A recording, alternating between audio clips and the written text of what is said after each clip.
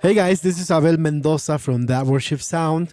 Welcome back to the third video where we talk about all the features in Worship Essentials 3. Alright, so the next patch is a pad, the worship pad in Worship Essentials.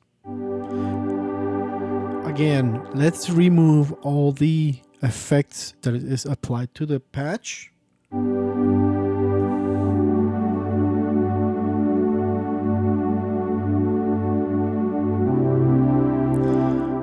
And then I like, this is the default pad, but I like to use a low pass filter on a pad just to make it sound a little more, a little softer, a little warmer. So let's apply the synth tone knob, which is basically a low pass filter.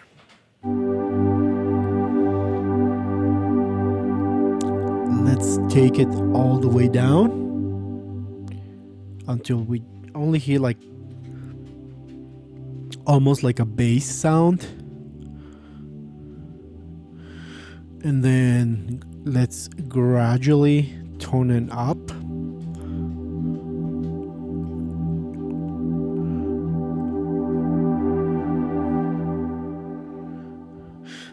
I really like using this knob or a low pass filter to make the pad more dynamic, but also for slow worship songs, I like starting the song with the pad and the low pass filter right around here.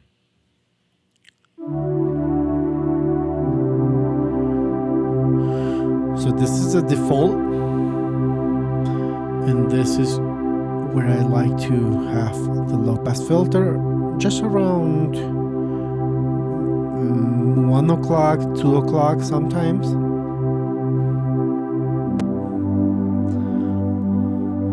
Okay, I really like it around there. And now let's bring back the reverb.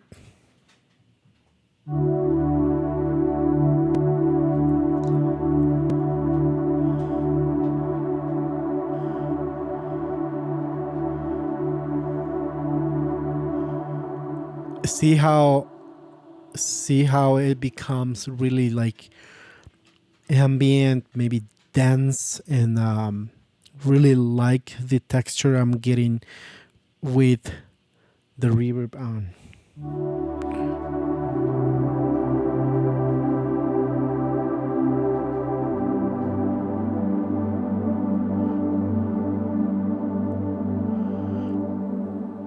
All right, and now the first button from bottom to top. First button we have is a low cut. I always have this button on because a lot of time when I'm playing the pad, I'm usually playing a piano with it, or a lot of times there is a bass player, so you don't really need low end on the pad. So, but let's remove this button and see how much of the low end we're cutting with the low cut.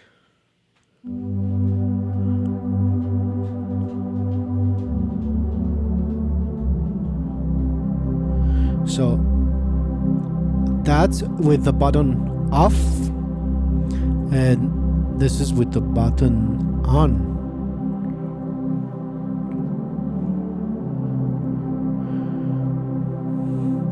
So a lot of the low end is removed because we don't need that much low end on the pad when we're playing with the full band with more patches. But if you're playing for altar call, like, and maybe backing up a preacher, you can play around and see if you need this button on or off. The second button next to the fader it's called air. This button will and we'll turn on the higher frequencies and the EQ. So let's play it without the air, and now with it on. So I like to use this button for the pads to cut through the mix when you're playing with the full band, and when you hit the chorus or the bridge. The pad, a soft pad, might not be able to cut through the mix, or something like this might not be able to cut through the mix. But then this is actually really good for the intros, for like the spontaneous moments. But when you're playing with the band and lots of guitars, lots of like drums, bass, and pianos, your pads might not be able to cut through. So then using the air might help a little bit to cut through the mix, and then putting the synth tone knob all the way up.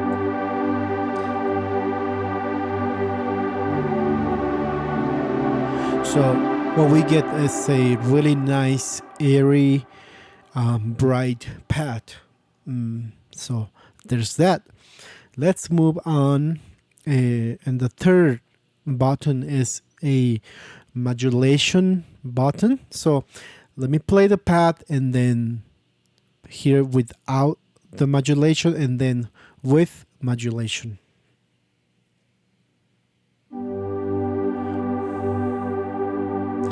And this is with the modulation on.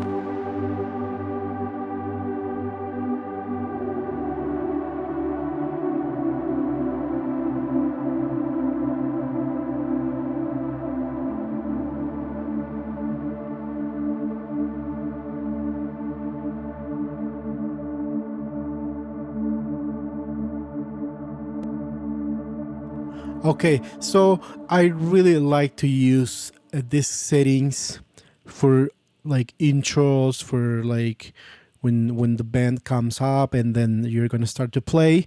I really like to use these settings, and then the master volume, turn it down all the way down, and then just hold a few notes. I'm holding the D right here, and then gradually turn the volume up,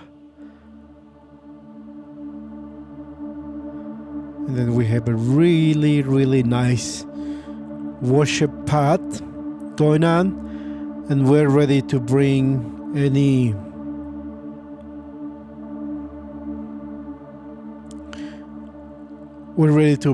other instrument in. So there's that. There's one more feature that I want to show you guys, and that is the shimmer. So I'm going to remove the modulation and then play the same thing.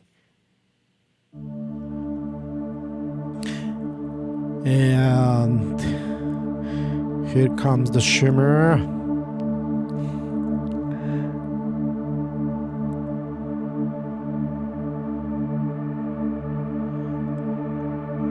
Maybe open up a little bit of the synth tone.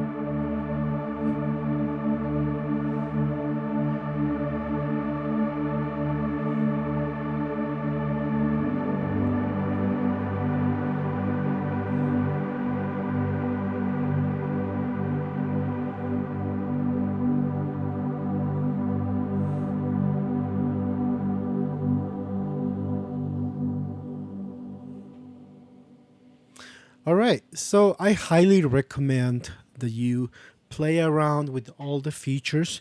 You can get a lot of different tones, different sounds out of just one patch when you play around with the synth tone, which is the low pass filter again, the reverb, the buttons with the different effects next to the volume, and then the shimmer. So that's it for today, guys. I hope this video is helpful, and see you in the next video.